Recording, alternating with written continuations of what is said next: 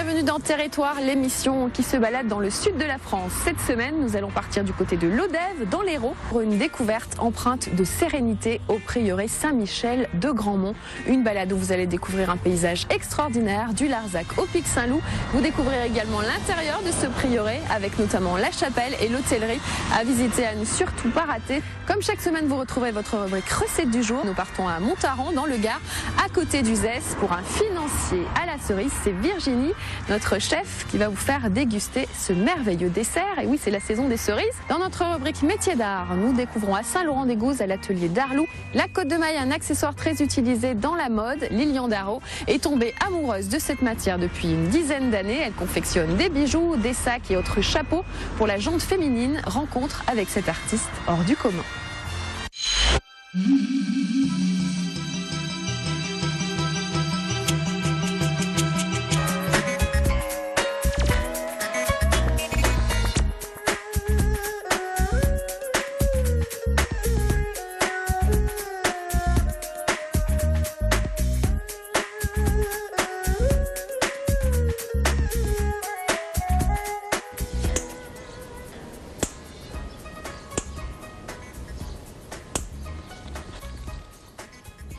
Alors vous êtes créatrice de bijoux et votre matière première de prédilection, c'est la côte de maille. Oui. Comment vous êtes arrivée à choisir ce matériau-là? Oh, c'est une rencontre. Hein. C'est une rencontre avec le matériau.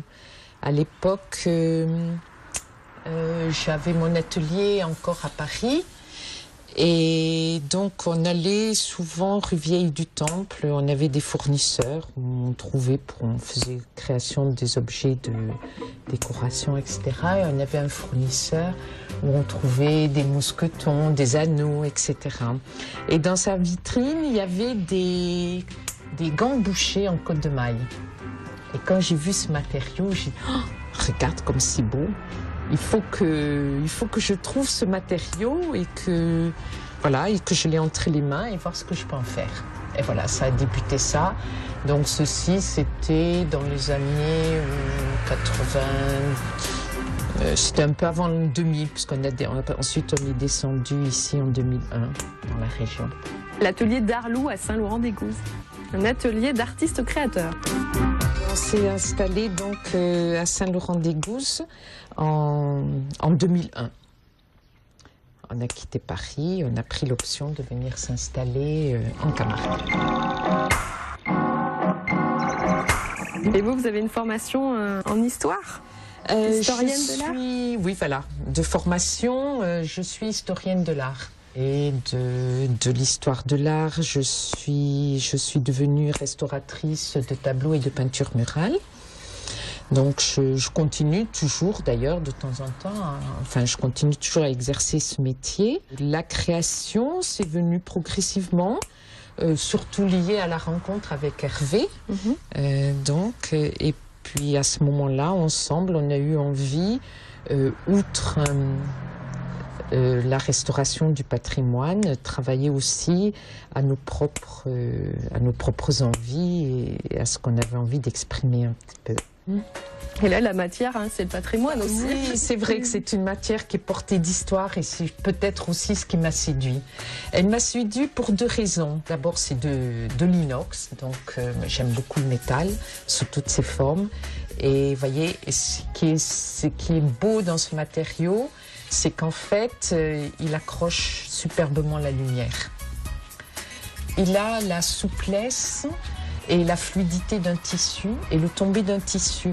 Et d'ailleurs, suivant comment on va le tailler, il aura un tombé très différent. Si vous le prenez dans ce sens-là, il va tomber comme ça, mais si vous le coupez dans l'autre sens, il aura un tombé très différent. Vous voyez, il va retomber de façon, voilà, comme ça, il va être...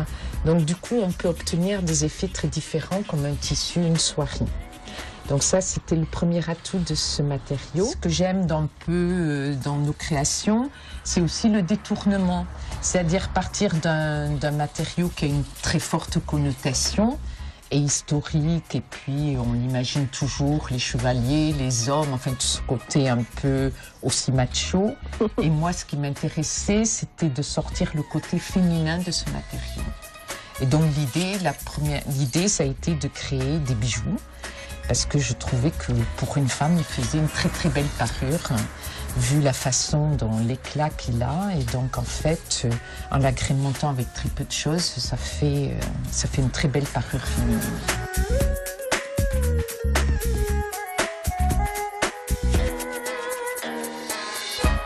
Vous voyez, ça enrobe le corps en fait, donc c'est un tombé qui est très beau. Ça c'est celui qui a une maille la plus fine, et ensuite j'en ai un autre qui a une maille beaucoup plus large.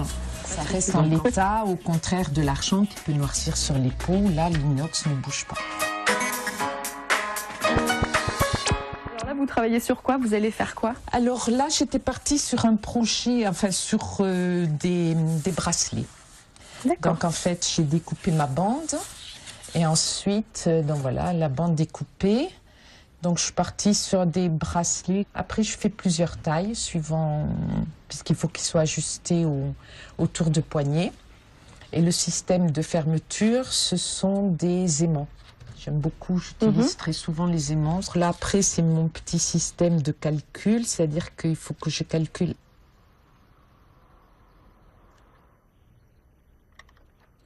Alors, vous comptez les mailles? 12, je compte les mailles, c'est très précis. Oui, c'est pour ça que je vous ai laissé compter, je voulais pas vous perturber. Non.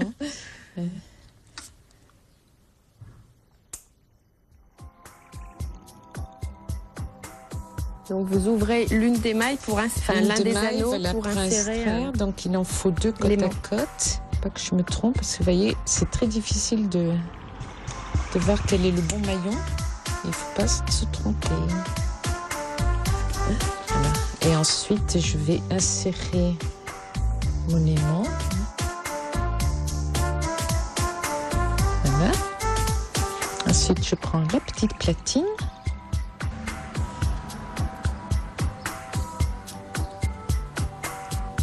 Voilà. Je me lève et je vais donner un petit coup de marteau. Voilà.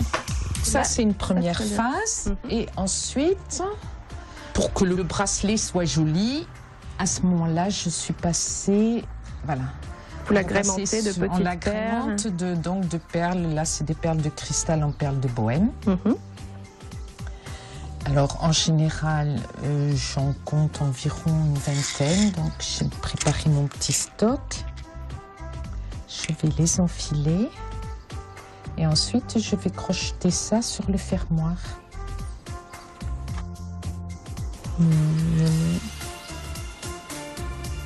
Alors, en général, j'essaye de faire un cercle. En fait, le but, c'est pour moi, c'est de cacher le fermoir. Si, ça va être le fermoir.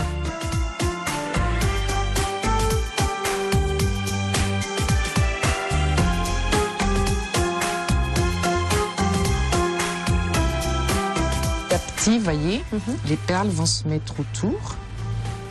Et du coup, vont cacher. Et après, ça va me cacher la partie montée du fermoir. Voilà. Donc, on continue après de cette façon et on trouve ici le bracelet terminé. Le bracelet terminé dans un autre coloris, voilà. une autre harmonie de couleurs. Et donc ensuite, on va le passer autour du bras. Mais voilà ce que ça donne.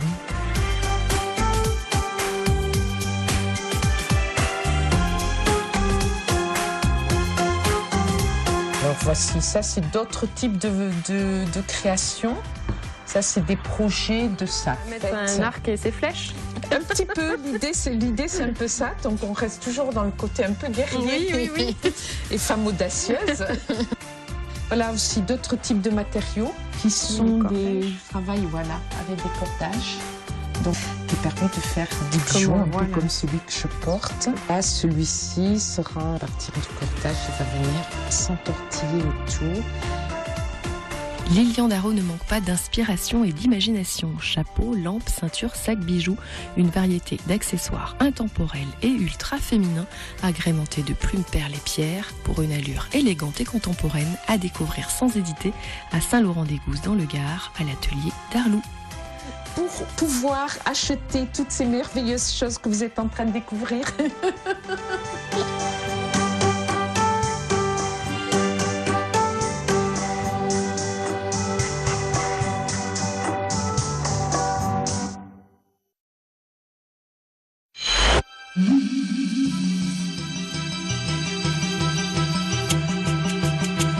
Nous allons partir du côté de l'Hérault, à Lodève, précisément au prieuré Saint-Michel de Grandmont. C'est Frédéric Siller qui a signé les images en compagnie de Margot, qui l'a un petit peu aidé sur ce reportage. Vous allez découvrir un magnifique prieuré avec évidemment son église, sa chapelle, ainsi que son hôtellerie et bien d'autres surprises encore que vous allez découvrir au prieuré Saint-Michel de Grandmont, dans le sud de la France.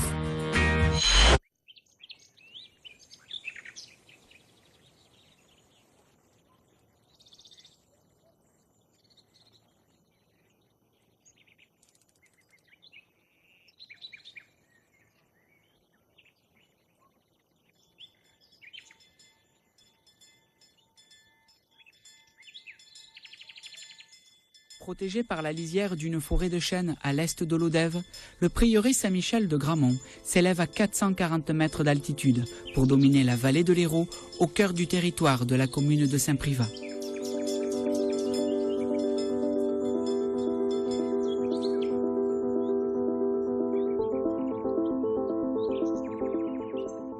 Cet ancien monastère fondé en 1259 par Guillaume de Cazouls reste l'un des mieux préservés des prieurés de l'ordre de Grandmont. Un ordre qui vit le jour vers 1076 dans la région de Limoges par l'ermite Étienne de Muret.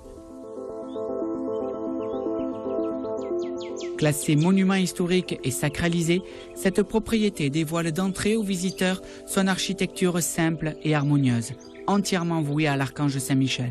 On retrouve ici une pierre de récupération, cette pierre au-dessus de la porte avec des lettres romanes, c'est la pierre dédicace à la chapelle Saint-Michel. Pourquoi Saint-Michel ? Saint-Michel est considéré comme un porteur de la lumière, chasseur des mauvais esprits. C'est-à-dire, il devait purifier le lieu des forces païennes, des forces des mégalithes, qui étaient toujours considérées comme des monuments rituels, anciens, négatifs. Donc il fallait purifier vraiment ce lieu et on fait appel bien sûr à la force de Saint-Michel.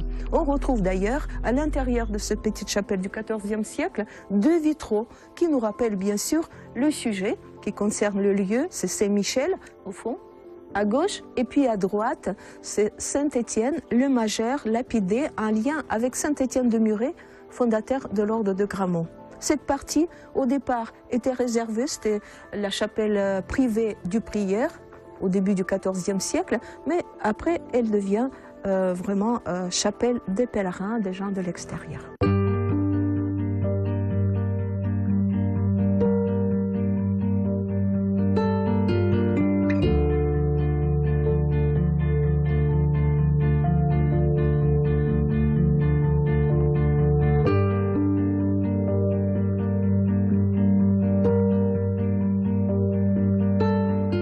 Plus loin, à l'intérieur de l'édifice, l'hôtellerie.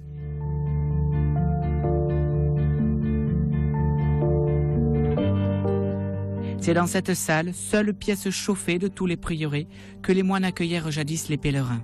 C'est une architecture originale dans le sens où tous les prieurés de l'ordre de Grandmont, parce qu'il y en a eu 150 en France d'une même dimension, entre, je dirais, le quadrilatère qui fait entre 30 et 40 mètres, donc avec une exposition de toutes les pièces systématiquement au même endroit. On est dans l'art roman, typique, où vous verrez dans l'église, totalement dénudée.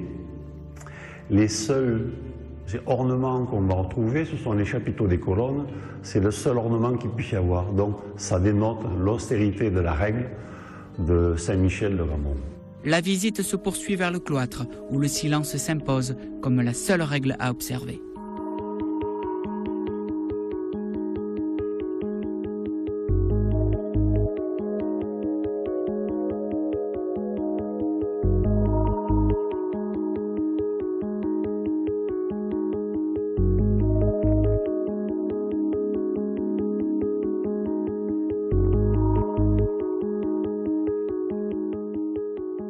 Ce cloître, déjà, il est sobre.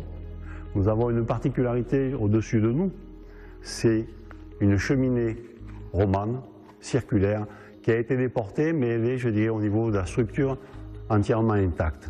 Du cloître, on peut voir aussi le clocheton. Ce clocheton qui a sa particularité, on pense que c'est un prieur qui a dû aller en croisade. Donc on retrouve un petit peu de l'architecture byzantine. C'est effectivement le joyau un petit peu de notre domaine. C'est vrai qu'on est sur une architecture romane assez effectivement solide, avec des piliers, je dirais, conséquents, mais ça inspire effectivement le recueillement et la spiritualité. Ceux qui sont sensibles, à mon avis, ils feront attention.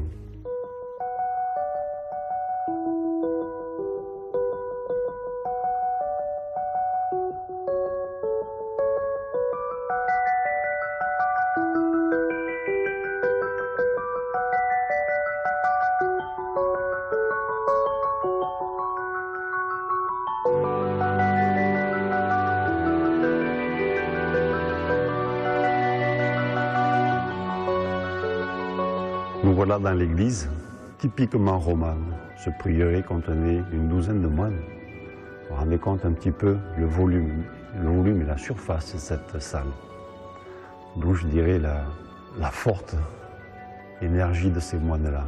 Derrière moi, le chœur, typiquement gramontain, un petit peu plus large que la nef. Particularité avec, je dirais, une voûte dite en porte de four. Derrière moi aussi le triplet gramontain qui permet d'amener la lumière pour les offices. Cette église, à une certaine époque, par l'avant-dernier propriétaire, est devenue un chai.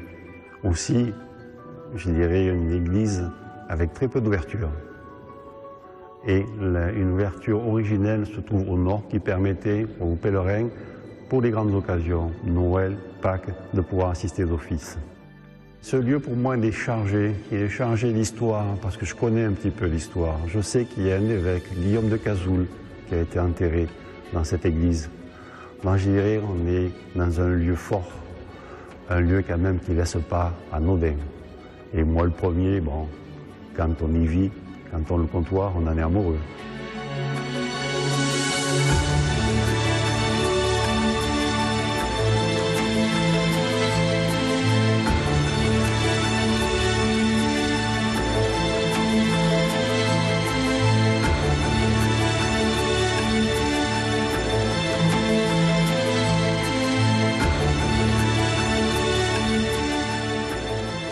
Derrière moi, l'escalier qu'on pourra voir quand on va rentrer dans la salle capitulaire.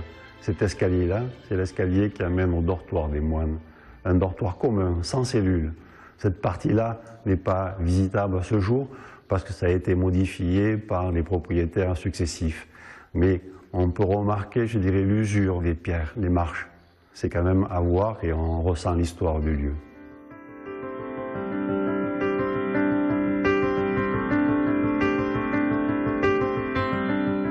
Nous voilà maintenant dans la salle capitulaire, la salle du chapitre. Les moines se réunissaient tous les jours pour gérer la vie spirituelle, la vie ecclésiastique et elle-même la vie temporelle. C'est là où effectivement le prieur enseignait les moines sur, je dirais, le temporel, les acquisitions ou éventuellement les donations qui avaient été faites aux moines. C'est là aussi les moines régissaient leur vie et accusés de leurs fautes. C'est le seul endroit où les moines pouvaient parler, tant et soit-il qu'ils aient eu l'autorisation du prieur. Donc effectivement, c'est un ordre où chanter, mais pas de parole. Derrière, c'est le cellier. C'est là où effectivement les moines, les convers, stockaient les outils et les denrées nécessaires pour la vie communautaire. Et vous verrez derrière moi, la sortie, je dirais, du cellier n'est pas directe, elle est perpendiculaire. Ceci pour éviter à ce que le jour rentre pour détériorer les denrées et notamment le vin. Il faut savoir que les moines avaient autorisation de boire du vin, mais additionné d'eau et en petite quantité.